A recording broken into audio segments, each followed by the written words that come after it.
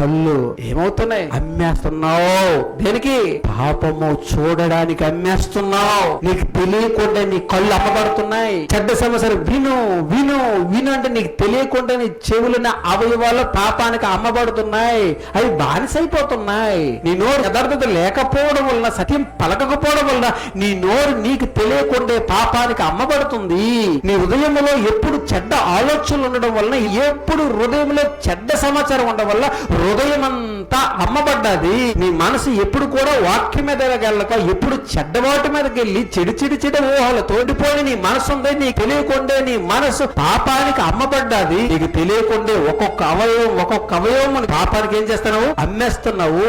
ఈ రోజు డబ్బుకు అమ్ముకున్నట్లుగా కిడ్నీ అమ్ముకున్నాడు, కిడ్నీ అమ్మేసుకుంటున్నాడు, కన్ను అమ్ముకున్నాడు, కన్ను అమ్మేసుకుంటున్నాడు, అవయవాల్లో కొన్ని అమ్మేసుకుంటున్నాడు కదా ఈ రోజు. అలాగే అవయవాలు మనకు తెలియకుండా పాపానికి మనం అమ్మేసుకుంటున్నాం.